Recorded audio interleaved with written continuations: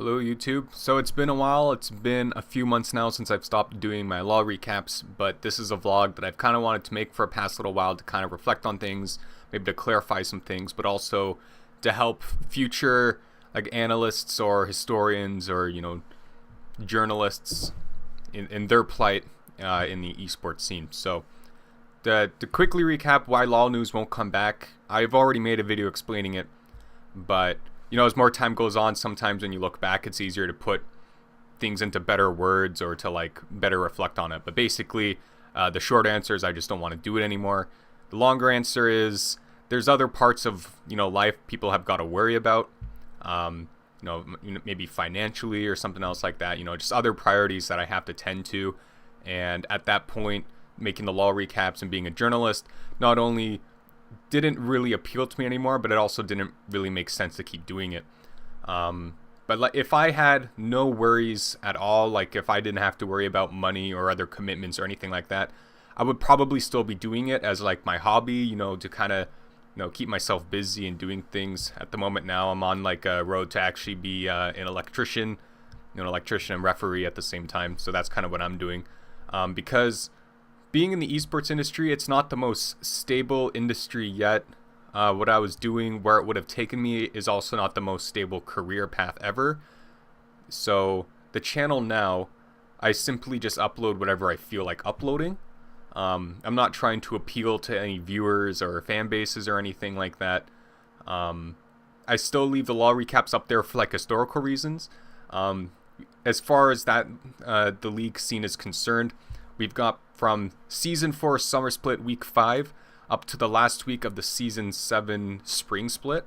So that's a bunch of content right there that at any point we can go back and kind of look on it and see what the state of the league was like back then. So there's still some value there that the community in general benefits from.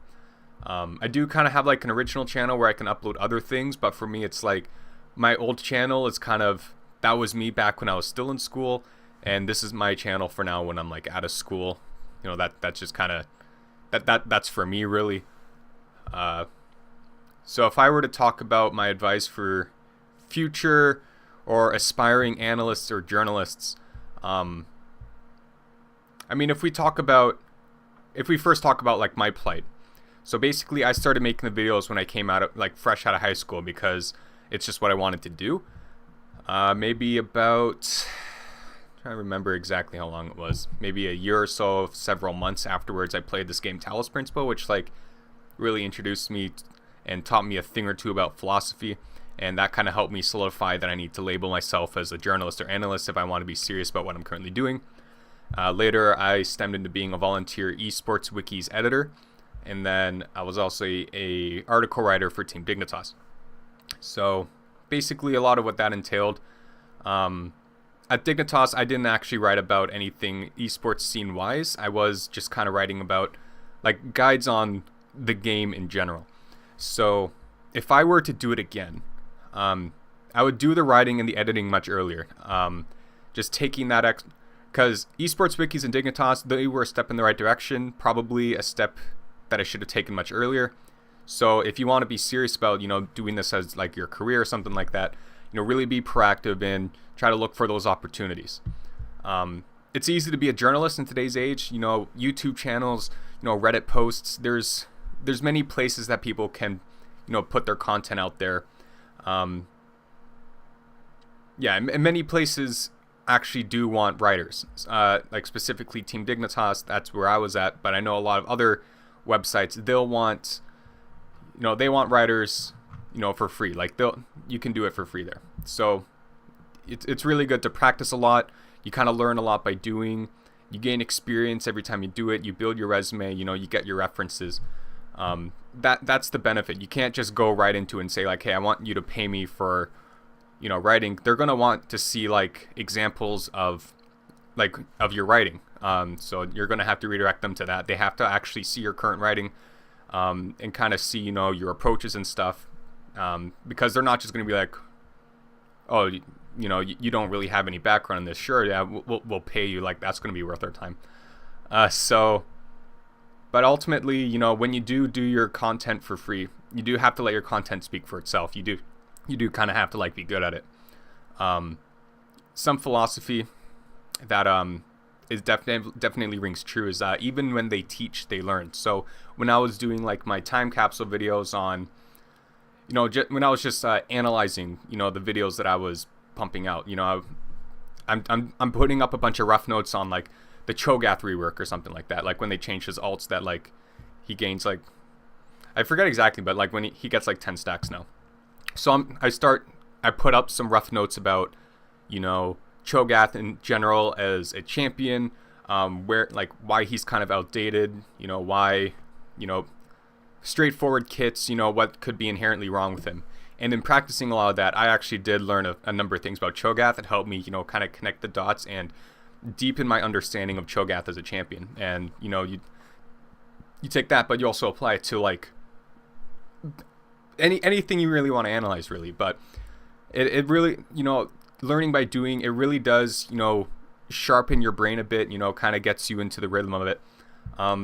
Something that really needs to be understood is that analyzing and thinking is an actual skill that you need to practice in order to be able to grow your content and also, grow yourself. Because evolving as a person entails, reevaluating your own beliefs, out with the old and in with the new.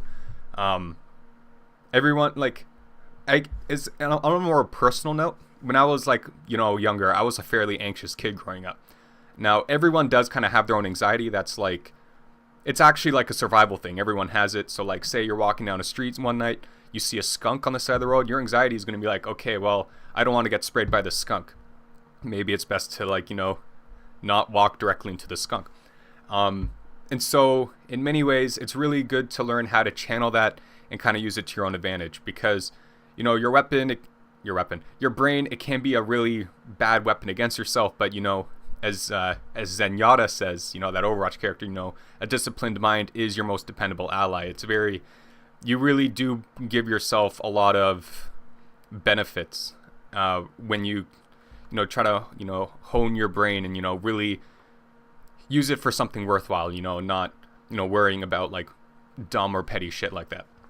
So journalism, like applying that to journalism, I think something that, if you're a journalist and you're serious about it, you probably already know this, but journalism is very important for civilization, because as a civilization, we have to know our true history so that we can learn from it, learning from our mistakes, learning off the mistakes of others. So it's very important to report what has actually happened. In that sense, your content is bigger than yourself. We don't know exactly how technology will be. We don't know if there's going to be like big civilization collapse or anything like that. But on the assumption, just kind of assume for a second that all of your content will still be around long after you're gone. And that's kind of what I mean when I say that your content is bigger than yourself, because, all that stuff that I've left off on my channel there, people can still kind of look back on that, if they ever do come across it. So now as for analyzing, perspective is everything.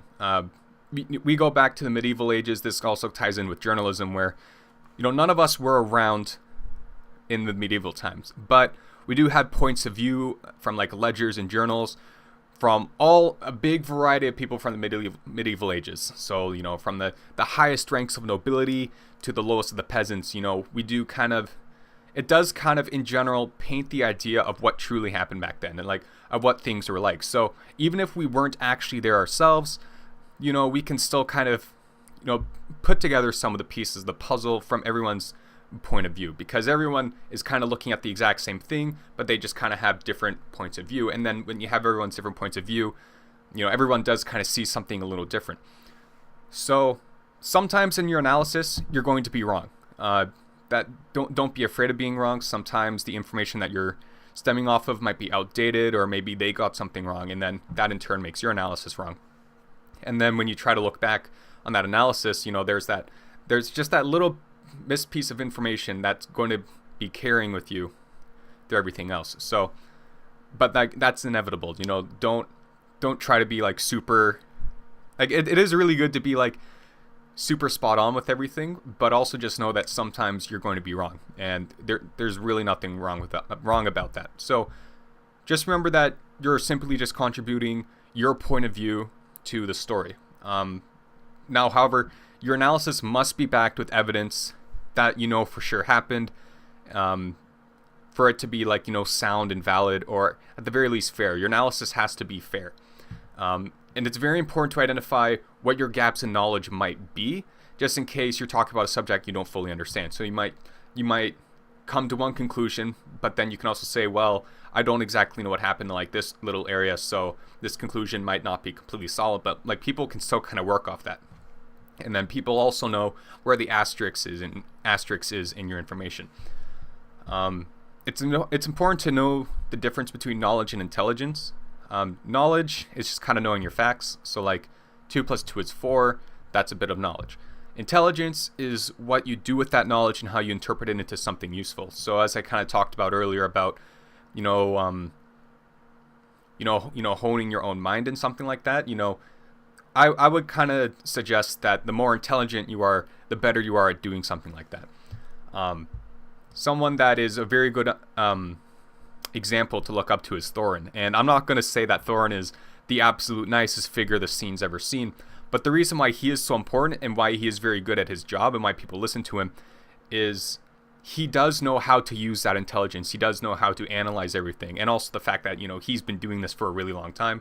So he knows a lot of the ins and outs. And so he always does have, like, some pieces of information you could tell he's just kind of there looking for the views, like when he bashes on TSM fans. But, other pieces that he does, he is referencing, like real actual facts, this happened and that happened. And he is very good at, connecting a lot of the dots. And he'll tell you like, okay, like I don't really know this area for sure, but like he is just, in general, he is amazing at being able to analyze what is actually there without any bias or anything like that. That's something he's always been very good at. That's why he's still relevant, and that's why he's still valued a lot by the esports community. So if you're looking for a place, that's a lot of information in regards to if you're going to make your own content. If you do want to get yourself out there, though, I can vouch heavily for both esports wikis and Dignitas. For esports wikis, specifically, you can work on player bios there and just kind of help update the site in general. So like you go for a player page, you can kind of type in a little bit of a summary of what this person's career is like, during like season 7 spring or season 7 spring or season 7 summer. A lot more S's than I anticipated there. But aside from that, River, the girl kind of in charge of all it, she is an amazing leader. She's very easy to work with. She does care a lot about her esports wikis. I would say that you are working on one of the single most important League of Legends esports databases there is. A ton of analysts go to esports wikis. It was also kind of the backbone to my LoLRecaps. So you don't need any prerequisites in order to be an editor there. River is always looking for volunteers to help her out on this, huge project of hers. I know that they had some financial issues. I'm not exactly sure what's going to be going on with esports wikis from here on out, but there will be a link to River's Twitter in the description, so you can use that to kind of contact her. It's an amazing place to kind of start off. I would say that River is a really valuable reference if you get yourself noticed by her and really help her out.